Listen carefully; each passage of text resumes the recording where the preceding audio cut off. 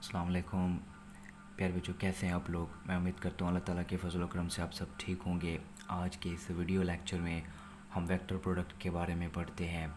अगर आप लोग मेरे चैनल पे न्यू हो, मेरे चैनल को सब्सक्राइब करो, बेल आइकन को प्रेस करो और मेरी वीडियो को शेयर करो। आज के इस वीडियो लेक्चर में हम वेक्टर प्रोडक्ट के बारे में पढ़ते हैं। चलिए शुरू करते हैं। सबसे पहले आप लोगों ने हेडिंग डालनी है वेक्टर प्रोडक्ट। उसके बाद आप लोगों ने वेक्टर प्रोडक्ट को डिफ़ाइन करना है। चलिए मैं डिफ़ाइन कर देता हूँ। If the product of two vectors is a vector quantity then it is called vector product. अगर हम दो वेक्टर्स को मल्टीप्लाई करें और उसका रिज़ल्ट या उसका आंसर एक वेक्टर क्वांटिटी हो तो इस तरह की प्रोडक्ट को हम वेक्टर प्रोडक्ट कहते हैं। Vector product is also called cross product or outer product।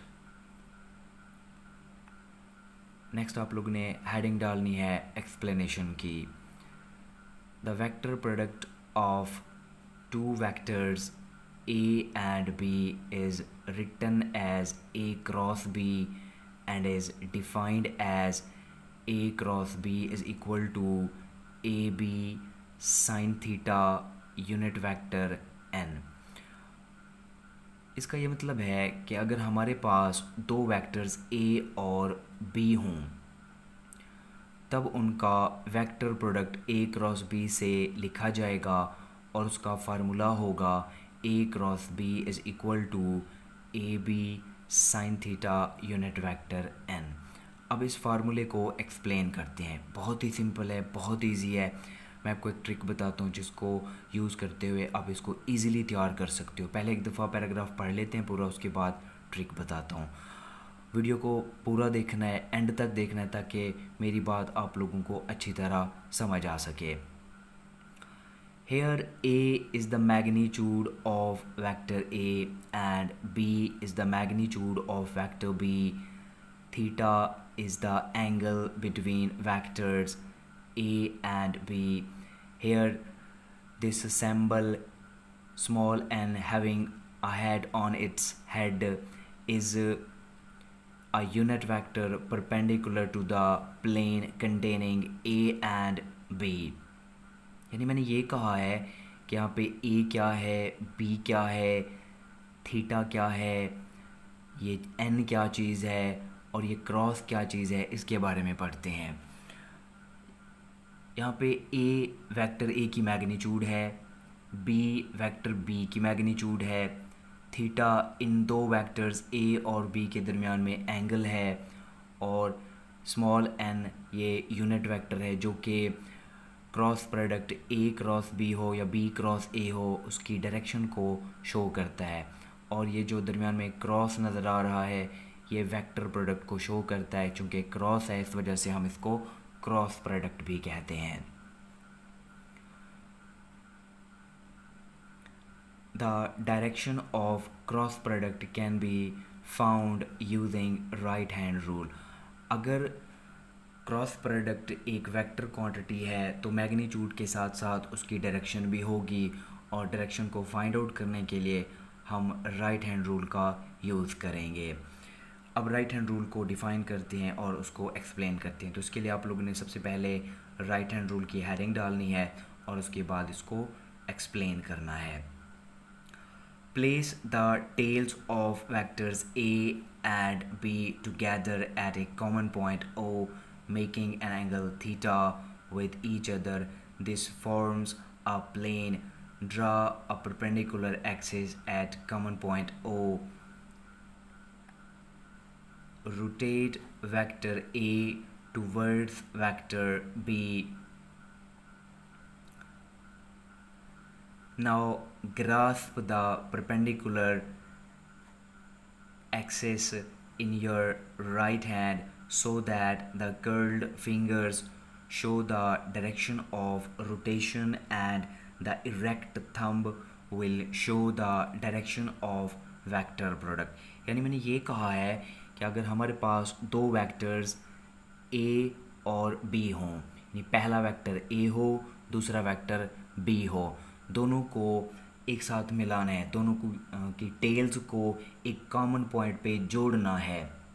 दोनों वेक्टर्स को एक कॉमन पॉइंट पे जोड़ने के बाद हम उसी कॉमन पॉइंट पे एक परपेंडिकुलर एक्सिस ड्रॉ करेंगे। परपेंडिकुलर एक्सिस ड्रॉ करने के बाद हम उस परपेंडिकुलर एक्सिस को अपने दाएं हाथ में पकड़ेंगे और उसके बाद वेक्टर ए को वेक्टर बी की तरफ घुमा के लेके जाना, रोटेट करना है और अपने दाएं हाथ की उंगलियों को उस परपेंडिकुलर एक्सिस के गिर्द ऐसे मोड़ लेना है, जैसा कि डायग्राम में दिखाया गया है ऐसे। और उसके बाद हाथ की मुड़ी हुई उंगलियां डायरेक्शन ऑफ रोटेशन को शो करेंगी कि ए वेक्टर बी की तरफ मूव कर रहा है या बी वेक्टर ए की तरफ मूव कर रहा है। और उसके बाद हाथ का जो सीधा अंगूठा होगा वो ए क्रॉस बी की डायरेक्शन को शो करेगा या यूनिट वेक्टर एन की डायरेक्शन को शो करेगा। सिमिलरली इस डायग्राम में भी सेम दिखाया गया है वेक्टर बी और वेक्टर ए। अब यहाँ पे वेक्टर बी वेक्टर ए की तरफ मूव कर रहा है। If the thumb is directed vertically upward, then this shows the direction of A cross B, and if the direction of erect thumb is vertically downward, then this will show the direction of B cross A. The direction of A cross B and B cross A will not be same because A cross B is not equal to B cross A.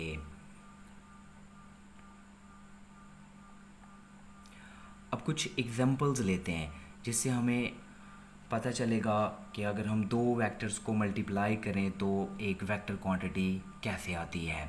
तो सबसे पहले है torque. The cross product of position vector R and force F is called torque. अगर हम position vector R और force F का cross product लें तो ये टार्क के इक्वल होगा। Tau is equal to R cross F, tau is equal to R F sine theta unit vector N. अब यहाँ पे गौर करना है आप लोगों ने, पोजीशन वेक्टर आर एक वेक्टर है, फोर्स भी एक वेक्टर है। जब हमने इनको क्रॉस मल्टीप्लाई किया तो उसका आंसर भी एक वेक्टर आया जो कि टार्क है। टार्क एक वेक्टर क्वांटिटी है। Similarly angular momentum, the cross product of position vector r and linear momentum p is called angular momentum। अगर हम position vector r और linear momentum p का क्रॉस प्रोडक्ट लें तो ये angular momentum के इक्वल होगा। अब यहाँ पे position vector r भी एक वेक्टर है, linear momentum p भी एक वेक्टर है, तो उनका क्रॉस प्रोडक्ट angular momentum भी एक वेक्टर क्वांटिटी है। L is equal to R cross P, L is equal to R P sin theta unit vector n। Linear velocity, the cross product of angular velocity omega and radius vector r is called linear velocity। अगर हम angular velocity omega और radius vector r का cross product लें तो ये linear velocity के equal होगा। So v is equal to omega cross r and v is equal to omega r sine theta unit vector n. तो linear velocity भी एक वेक्टर क्वांटिटी है जो कि एंगुलर वेलोसिटी ओमेगा और रेडियस वेक्टर r का cross product है। अब हम क्रॉस प्रोडक्ट की कुछ खसूसियात पढ़ते हैं जिनको हम कैरेक्टरिस्टिक्स भी कह सकते हैं और प्रॉपर्टीज़ भी कह सकते हैं। चलिए शुरू करते हैं इसके बारे में। Property number 1, vector product is not commutative. अब वेक्टर प्रोडक्ट कॉम्यूटेटिव नहीं होती। जैसे हम नंबर्स लेते हैं 2 मल्टीप्लाई 3 तो वो बाज़ औक़ात इक्वल हो जाता है 3 मल्टीप्लाई 2 के, तो इधर ऐसा नहीं होगा। A cross B, B cross A के इक्वल नहीं होगा क्योंकि ये वेक्टर प्रोडक्ट है, डायरेक्शन चेंज होगी।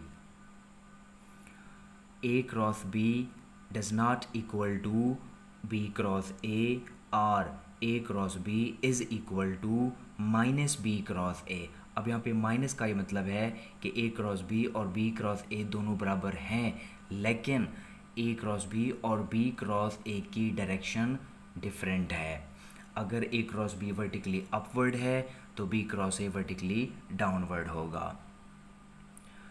Similarly, in at 2, cross product of two perpendicular vectors has maximum value. अब इसका ये मतलब है कि अगर हम दो ऐसे वेक्टर्स लें जो एक दूसरे के साथ 90 डिग्री का एंगल बना रहे हों तो उनका क्रॉस प्रोडक्ट मैक्सिमम होगा, क्रॉस प्रोडक्ट की वैल्यू मैक्सिमम होगी। For example, A cross B is equal to A B sine theta, A cross B is equal to A B sine 90 degree unit vector and because theta is equal to 90 degree. जब दो vectors perpendicular होते हैं तो उनके दरमियान angle 90 degree का होता है। A cross B is equal to A B into 1 unit vector and because sine 90 degree is equal to 1। A cross B is equal to A B unit vector n. In at 3, cross product of two parallel vectors is a null vector. अब यहाँ पे parallel vectors का मतलब जो एक दूसरे के साथ parallel हों और उनके दरमियान एंगल 0 डिग्री हो, ए का बी के साथ एंगल 0 डिग्री हो। A cross B is equal to A B sine theta unit vector n. A cross B is equal to AB sine 0 degree unit vector n because theta is equal to 0 degree. A cross B is equal to AB into 0 unit vector n and sine 0 degree is equal to 0. A cross B is equal to null vector. In at 4, the cross product of two anti-parallel vectors is also a null vector. अगर हम दो anti-parallel vectors का cross product लें तो वो भी एक null vector होगा। For example, a cross b is equal to ab sin theta unit vector n. A cross b is equal to ab sin 180 degree unit vector n because theta is equal to 180 degree. अब यहाँ पे पहले theta लिखा हुआ था, अब उसकी जगह पे 180 डिग्री लिख दिया। A cross B is equal to A B into 0 unit vector N because sine 180 degree is equal to 0, so A cross B is equal to null vector. In at 5, self cross product of a vector is also a null vector. For example, a cross a is equal to 0 or null vector. Similarly, b cross b is also equal to 0 or null vector.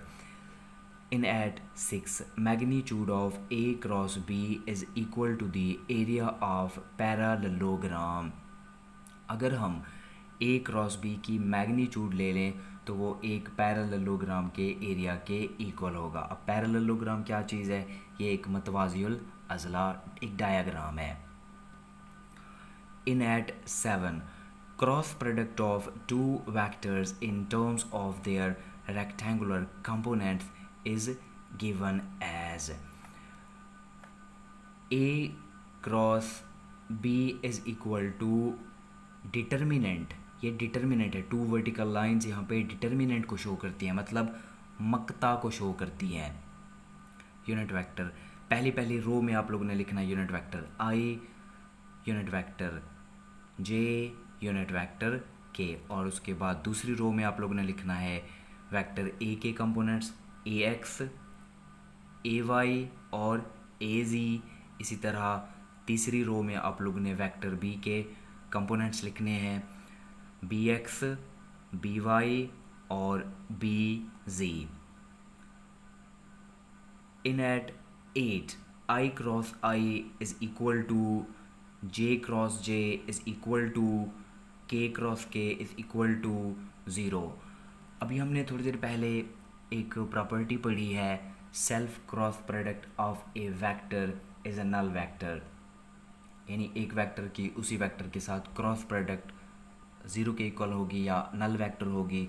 तो हम unit vector के लिहाज से अब पढ़ रहे हैं।